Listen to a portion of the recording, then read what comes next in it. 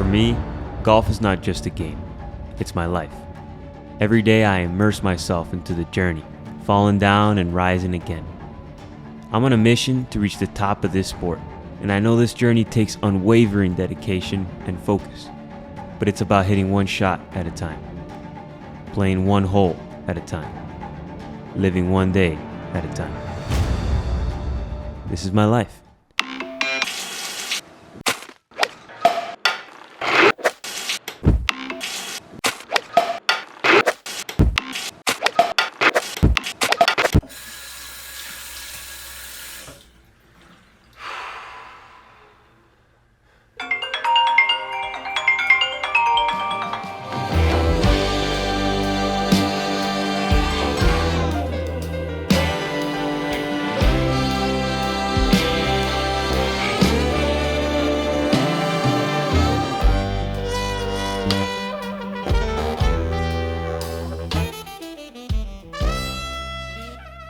How you doing, by the way? Doing phenomenal, bro. Phenomenal? Phenomenal. How was your morning? How'd you wake up? Did you get enough sleep? Yeah, I got enough sleep. How many hours of sleep do you get? About 8 hours. 8 hours of sleep. Yeah. What time do you go to bed at? Like 9:30. 9:30. So 9:30, 10:30, 11:30, 12:30, 1:30. That's 5:30. 5:30. You wake up at 5:30 every morning? I do. You don't even have a kid, bro. I don't. You do that for pleasure? That's weird. Listen, explain to the people who the Connected Golfer is, and not only to the people, but to me, please. So the Connected Golfer is a I've been persona. confused. It's a character that I have created to portray how I play golf. So I want people to feel the mentality of how I approach a golf course. And the word that I came up with was connected. I was Oh, like, connected to what? Stay connected, connected to the ground, connected to the golf game, connected to you, connected to Netflix, connected to Wi-Fi, connected to what? you're connected to yourself. Got it. And yourself is very diverse. But at the end of the day, I mean, it's all about helping people understand that they're already connected, and you just have to like stay connected. You're connected, bro. I can relate is to staying connected. But what the feeling that when I'm super connected when I sit down on the toilet. Super connected. You are? Is that where you get it the most? Super connected. What's the feeling like? You're just grounded. Just Hey, real quick, man. What was the influence of your family on your golf career? extremely influential. My dad got me into it. You know, lived right next to a golf course my whole life. He was like a 4 handicap. He wanted me to learn the game. When I was 3 years old, we went out in the backyard and smacked some balls.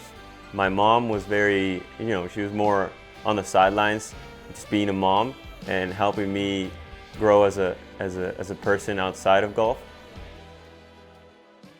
I remember, every afternoon after school, I'd go with my dad till sundown. And my dad never really taught me the technique of the game as much. He taught me the setup, the fundamentals, but he taught me how to make the ball in the hole. He taught me like, make it, keep making it. Like just the mindset of being a winner. And that's what kind of got me ripping off the gate pretty good because I've always been a natural with it. So I didn't have a coach for a while until I was like 15. And then, I got a few lessons from some coaches here and there. And I came across Jim McLean, who's one of the best coaches in the game. He's been around the greats, Gary Player, Jack Nicklaus, all these guys. He's seen people win major championships. He's coached people that have won major championships. He knows what it takes. He's helped me a lot. He really inspired a confidence in me that took my game to the next level because right after working with him for a week, I won my first national championship. Having someone like that, believe in me really sparked something in me and made me want it even more.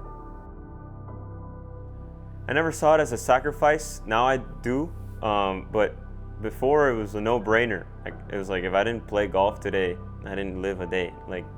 I had no idea what it felt like to not play golf. I was almost scared to not play golf.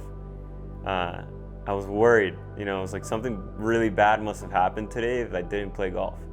Now I'm okay, if I take a day off, it's not the end of the world, but it used to be the end of the world.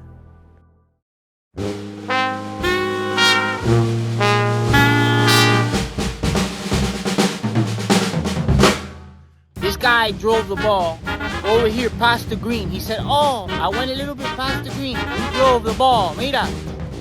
Allá, where you see the punches over there? Mira, Baito. This guy's a sandbagger, bro. Couple of feet, no problem. Stay connected.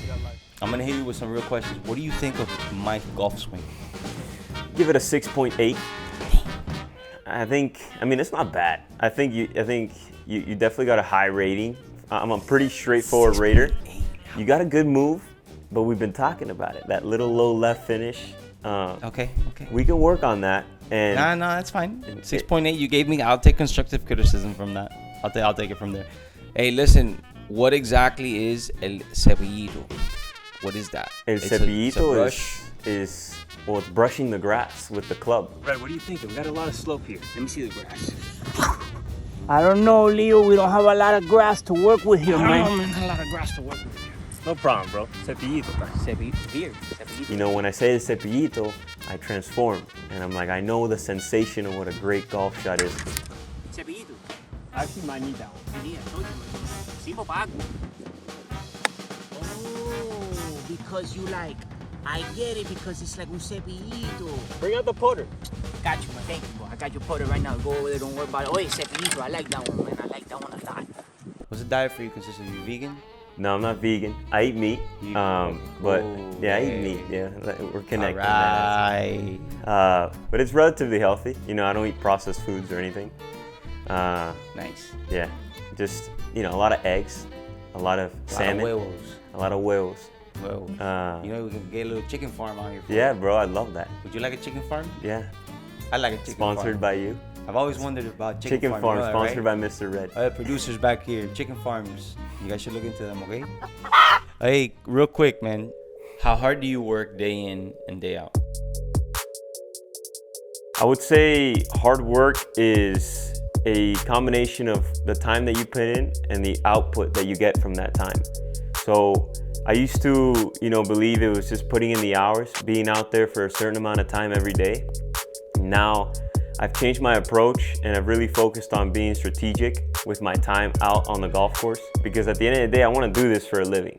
I want to do this for so many years, and I got to be able to maintain something over a long period of time. And I think that the way that I approach the game is very strategic. The way that I approach my practice is strategic to just be slowly getting 0.1% better every time. That's the goal, because it's gradual improvements over time. I feel like on a fundamental level, you need to understand what ideal looks like. You need to know, like, okay, this is what an ideal setup position is for putting, chipping, wedge shots, iron shots, driver, etc. You need to know what good looks like so you have something to revert back to. Step 2 is, how do I get into that feel? How does that feel? How does that setup position, how does that move actually feel in my body? There's block practice, variable practice, and performance practice that I embody into my game that helps me kind of go through that process of training my mind to know what the ideal looks like, and then making the ideal become automatic through routine and ritual. You play college ball? I did play college golf. What college did you attend? I went to the University of Central Florida. How many years were you at UCF? I was for 1 year.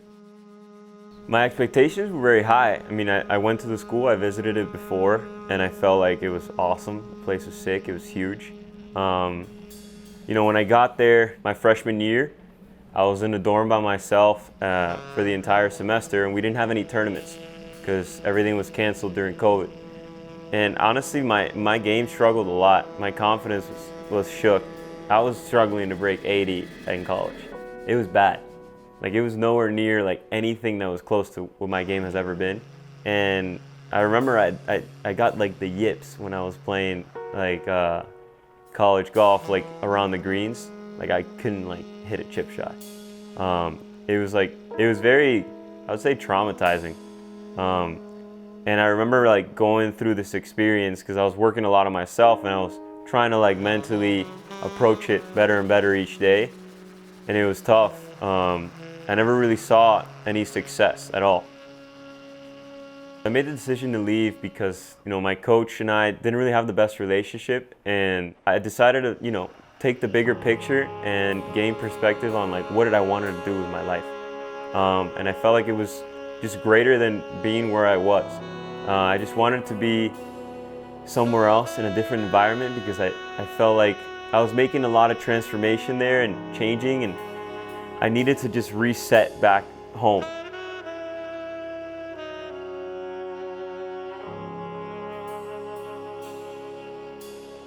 That time of my life really gave me a lot of perspective away from my parents and just more in like within myself. I learned that life was so amazing. I didn't really have that perspective coming in. I took a lot of things for granted, I would say. Growing up, I was always expected to do good, and I was always hard on myself, and I overlooked the beauty and like the privileges that I had. And I remember with my college friends, I would always be like, our thing would be like, you just gotta be grateful. And I just like really wanted to embody, gratitude and appreciation for life.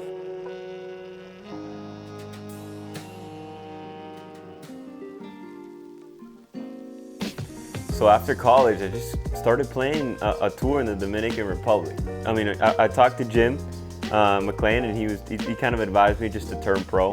And I was like, might as well do it. Start making money as I play.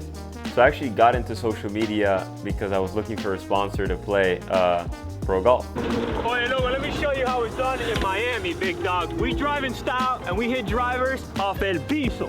I came across this guy, and he told me, hey, like, you should probably do some content, build a page, and like get sponsored. So I just started I had no idea what to do. I just recorded my swings, and I would post my swings, and I would get no traction. And he offered to pay for following, and I was like, you know what? If this could get me sponsored and play, bro, I'll do it. So he did it, and then I realized, bro, this shit is fake, bro. It's not who I am. Now I'm portraying myself as something that I'm not. So I remember one day I was like, I guess since I'm going this route already, I might as well full send it. So I deleted the account, and I just remember that day I just started posting. I started researching how do you go viral on Instagram? What do you need to do? The hooks, the hashtags, toda esa mierda. And I just learned and I did, and I started to pick up. I hired someone to guide me in the beginning phase, for a few months, and he kind of gave me the nudge that I needed, and I realized what I needed to do, and I started making it myself, and I embodied it, went within, here we are. Does the pressure ever weigh on you? Absolutely. I mean, if pressure didn't weigh, it wouldn't be pressure. So I think at the end of the day, it's really about, learning to adapt and learning to embrace. That's what's helped me over this period of time. I remember in the US 4 ball, I had a 20-foot putt to extend the match, and I was shaking. My body was trembling. But it's just one of those things that you can't stop that from happening. It's natural, it's human. But you got to revert back to your practice. You got to revert back to a ritual, a routine that you do every time, so you can be automatic. And I ended up making the putt. Got it! And I remember what I learned from that was I didn't think. I just let the emotions flow out of me, and I couldn't think because I knew that if I thought anything, I'd pass out. That's just the reality of the moment.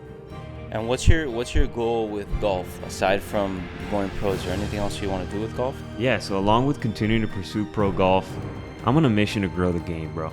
I'm extremely grateful to have golf become an extension of who I am, and I understand that most people in the world don't have this kind of opportunity in their lives. I'm here to share my experience along the way to inspire more people to become the best versions of themselves. I believe that there's a lot of undiscovered talent out there, and I'm here to create new opportunities to showcase the next generation of golfers. So remember, stay connected.